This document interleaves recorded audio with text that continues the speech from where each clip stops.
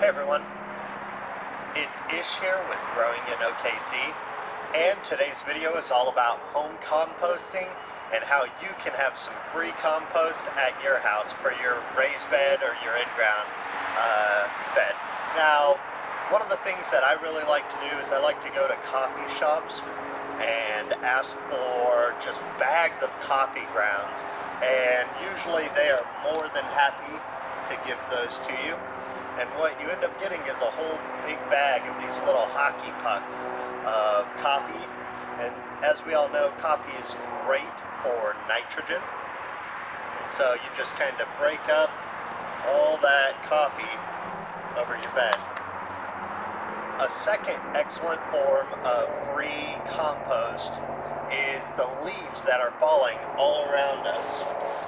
It's now fall here in Oklahoma, and so we have lots and lots of leaves that have been falling, and leaves are an excellent low-grade fertilizer that you can use in your raised beds. Plus, one of the things that I really like to do is lay down my compost of coffee grounds, and then I like to put the leaves on top of it to help insulate the soil, as well as speed up the composting process of the coffee grounds. And then the last really cool form of composting, for a lot of you, if you raise rabbits or if your kids have rabbits, rabbits are an excellent source of fertilizer. For the last couple of years, I've been using rabbit manure in my garden. And there are a couple of reasons why you should start using rabbit manure in your garden.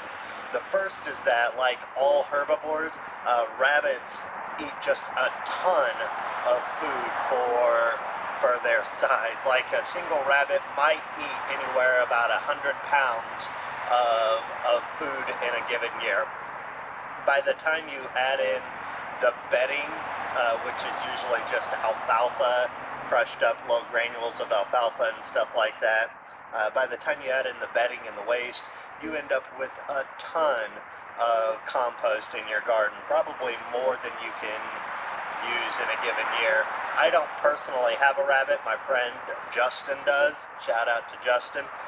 But even if you don't have a friend who has a rabbit, try checking with your local area in there are rabbit rescues probably near you, or there's pet stores near you as well, and just ask them if you can take some of their rabbit waste. That said, one of the reasons why rabbit waste is so great for your garden, it has about a 3.5 nitrogen rating on the NPK, 3.5, about a 1 on the P, and a 2 on the potassium, on the K. So it's an excellent source of low-grade fertilizer. It's also one of the only sources, because it's so low grade, it's one of the only sources of compost that you can add while you have plants directly in the ground. Because it's a slow release, it won't burn the plants up. So that's what I've kind of got going on in my garden here. I've got a combination now of rabbit manure this has actually been composted, even though that's not necessary. This is composted rabbit manure and coffee grounds and leaves in this garden bed. And if you've been watching my videos for throughout this year, you know that I've been harvesting just a ton of bell peppers and tomatoes in this garden.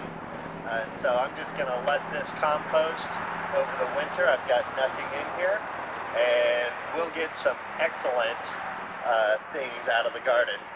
Remember, when you're thinking about compost, don't buy compost from stores.